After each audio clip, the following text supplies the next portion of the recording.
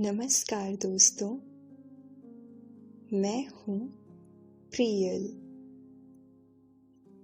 और आज आपको नींद के सुहाने सफ़र पर ले जाने के लिए मैं लेकर आई हूँ लेखक करण द्वारा लिखी गई एक ऐसी कहानी जो आपको बताएगी कि जीवन में बाहरी सुंदरता सिर्फ एक दिखावा मात्र ही है।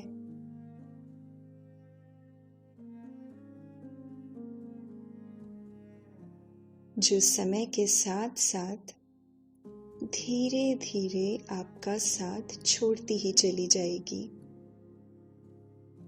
लेकिन आपके भीतर के मन की सुंदरता सदा के लिए आपके साथ रहेगी।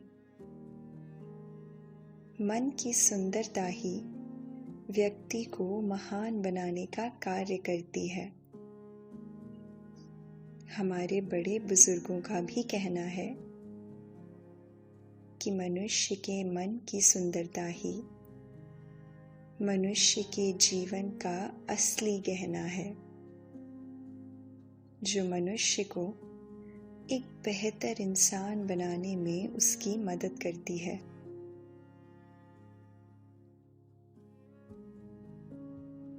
दोस्तों, हमारी आज की कहानी भी कुछ ऐसी ही है। यह कहानी राजा सूरज प्रताप तथा उनकी बेटी राजकुमारी प्रतिमा की है।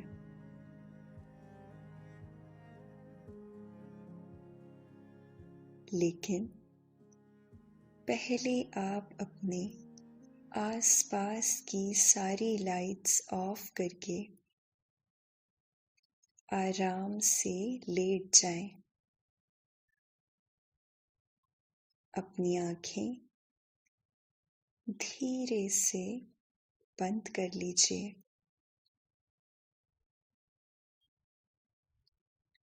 अब थोड़ा सा अपने शरीर को आराम दें। थोड़ा और आराम।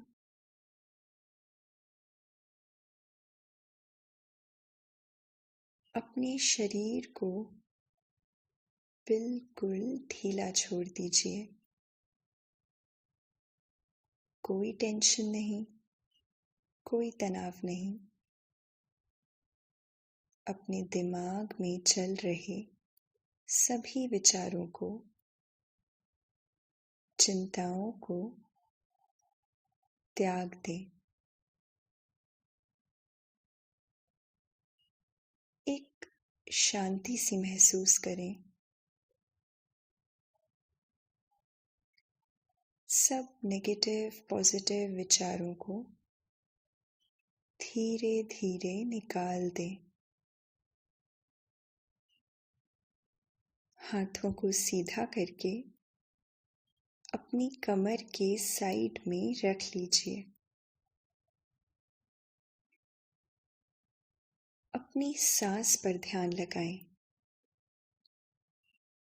इसको धीमे या तेज नहीं करना है, बस ध्यान देना है कि कैसे वो आपके नाक, गले में होते हुए आपके अंदर प्रवेश कर रही है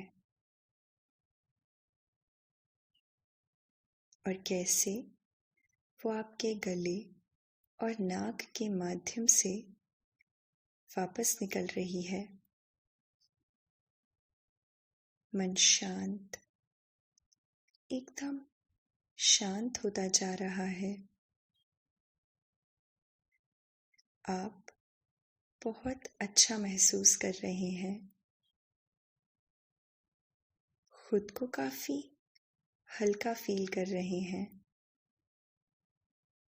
सब तरफ शांति ही शांति है, सुकून है, खामोशी है।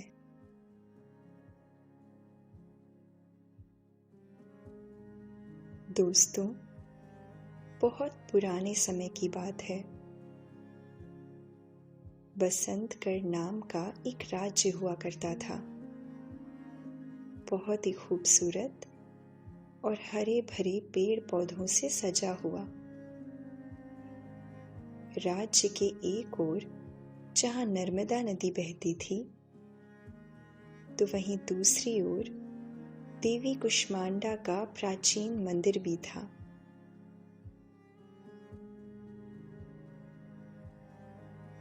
उस राज्य में राजा सूरज प्रताप का राज हुआ करता था।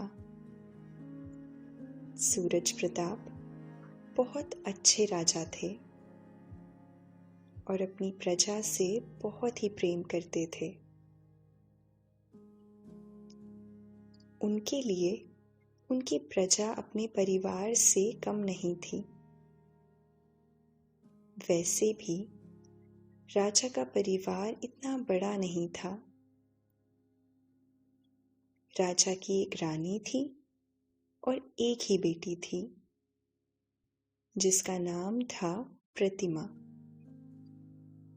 प्रतिमा राजघराने में पैदा हुई थी, इसलिए उसके ठाट बाट आम लोगों से थोड़े ज्यादा ही थे। घर की लाडली बेटी थी, इसलिए उसे बहुत ही नाजों से पाला गया था। वह राजकन्या थी, इसलिए बहुत ही खूबसूरत थी। जैसे जैसे वह बड़ी होती गई, उसके मन में एक ऐसी बात ने जगह बना ली जो आगे चलकर उसका जीवन ही बदलने वाली थी। प्रतिमा को ऐसा लगने लगा था कि इस सारे राज्य में उसके जितना खूबसूरत कोई है ही नहीं। उसे अपनी खूबसूरती के आगे ना कोई दिखता था और ना ही वह किसी को देखना चाहती थी। ऐसा इसलिए भी था क्योंकि वह देखने में इतनी खूबसूरत थी कि जो भी उसे एक बार आंख भर के देख लेता, वह बस देखता ही रह जाता था। प्रतिमा की यह खूबसूरती धीरे धीरे उसके घमंड, उसके गर्व में बदलती जा रही थी, जिसके चलते अब उसे छोटी छोटी बात पर गुस्सा आने लगता था। वह राजा की बेटी थी, इसलिए हर कोई उसकी जी हजूरी करता था। इससे उसका घमंड 7वें आसमान पर पहुंच गया। कोई भी उसकी किसी भी बात का बुरा नहीं मानता था। उसकी सबसे बड़ी वजह ये थी कि राज्य के राजा अपने मंत्रियों, अपनी प्रजा से परिवार जैसा व्यवहार किया करते थे।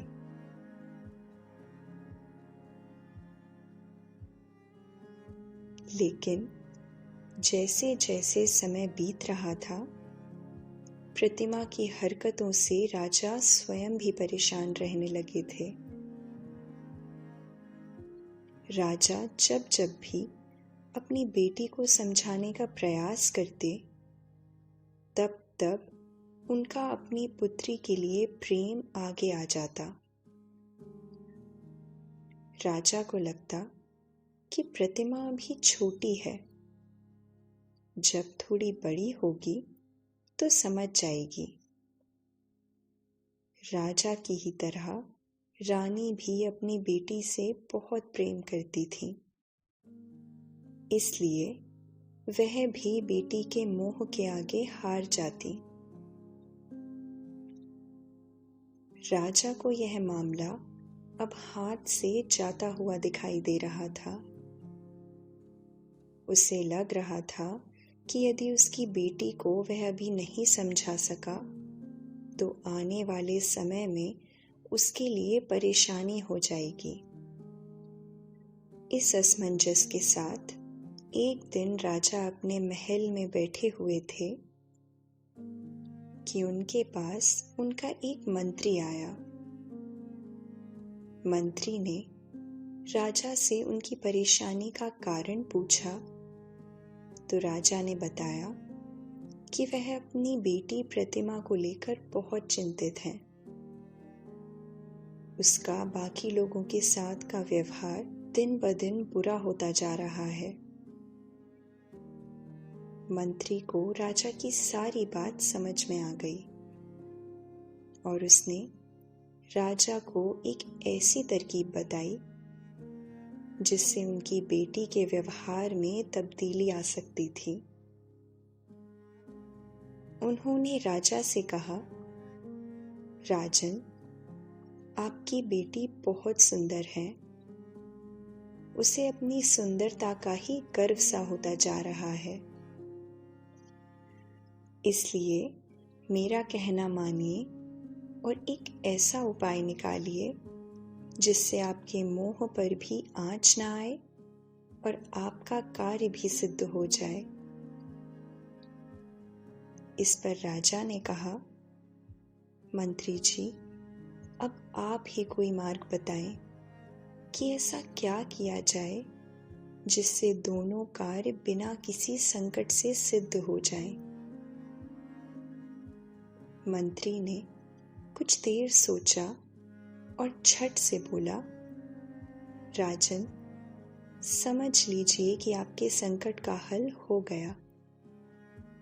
आप गांव में एक प्रतियोगिता रखवाएं जिसका नाम होगा राज्य की सुंदरी और राज्य की सभी लड़कियों को उसमें भाग लेने का आमंत्रण दे दें। यह सुन राजा आश्चर्य में पड़ गया और मंत्री से बोला, मंत्री जी, इससे क्या होगा? आप तो जानते ही हैं कि जब प्रतिमा किसी बात को करने की ठान लेती है तब वो उसे करके ही रहती है। ये प्रतियोगिता तो वह आराम से जीत जाएगी, क्योंकि उसका नाम सुनकर राज्य की अन्य लड़कियां स्पर्धा में भाग ही नहीं लेंगी। इस पर मंत्री ने राजा से कहा, आप उसकी चिंता मत कीजिए, वो सब मैं संभाल लूंगा राजन। आप बस प्रतियोगिता की घोषणा करवा दीजिए। राजा को मंत्री की बातें अभी भी समझ में नहीं आ रही थीं, इसलिए उसने फिर मंत्री से पूछा, मंत्री जी, इससे क्या होगा? मुझे भी बताएं। उत्तर में मंत्री ने कहा, सरल है महाराज, हीरे को बस हीरा ही हरा सकता है। आप चिंता छोड़ दीजिए और प्रभु से प्रार्थना कीजिए कि जैसा आप चाहते हैं वैसा ही हो। हर हर महादेव। मंत्री की बात के अनुसार उसी रात राज्य में घोषणा कर दी गई कि कल राज्य में राज्य की सुंदरी नामक प्रतियोगिता होने वाली है, जिसमें राजा की ओर से राज्य की सभी लड़कियों को आमंत्रण है। जैसे ही महल में ये खबर प्रतिमा के पास पहुंची तो प्रतिमा ने मन ही मन अपने आप को राज्य की सुंदरी घोषित कर दिया। प्रतिमा को लगा, जब राज्य की बाकी लड़कियों को पता चलेगा कि मैं भाग ले रही हूं, तो कोई राज्य की लड़की भाग नहीं लेगी। अगले दिन प्रतियोगिता देखने के लिए दूर दूर से लोग आए, लेकिन ये क्या, प्रतियोगिता में सिर्फ 2 लड़कियां दिखाई दे रही थीं। एक गांव की लड़की पुष्पा और दूसरी राजा की बेटी प्रतिमा। बाकी लड़कियों ने प्रतिमा का नाम सुनकर ही स्पर्धा में भाग लेने से मना कर दिया था। प्रतियोगिता शुरू करने से पहले लोगों में बातचीत शुरू हो गई कि पुष्पा को इस प्रतियोगिता में भाग नहीं लेना चाहिए था। चाहे जैसी भी है, लेकिन प्रतिमा राजा की बेटी है। कुछ लोगों का कहना था कि पुष्पा ने प्रतियोगिता में भाग लेकर बहुत अच्छा किया, क्योंकि इससे गांव की बाकी लड़कियों को हिम्मत मिलेगी। इतने में बिगुल बजा और ढोल बजाते हुए एक आदमी आकर एक जगह पर खड़ा हो गया और आए हुए सभी लोगों का धन्यवाद करने लगा। उसने बताया कि पुष्पा और प्रतिमा दोनों को प्रतियोगिता में कुछ कार्य करने के लिए दिए जाएंगे। व्यक्ति अभी कार्य के बारे में बता ही रहा था कि तभी प्रतिमा की नजर एक तरफ खड़े एक बहुत ही सुंदर लड़के पर पड़ी, जो प्रतियोगिता देखने के लिए आया था। प्रतिमा उसे देखकर मन ही मन में खुश हो गई और सोचने लगी कि यह कितना सुंदर लड़का है। अगर ये किसी राजा का बेटा होता तो मैं इससे जरूर शादी कर लेती। प्रतियोगिता के सारे नियम और कार्य बता दिए गए और अब प्रतियोगिता शुरू होने वाली थी। प्रतिमा ने पुष्पा की तरफ देखा तो पुष्पा हाथ जोड़े अपने माता पिता को नमन कर रही थी।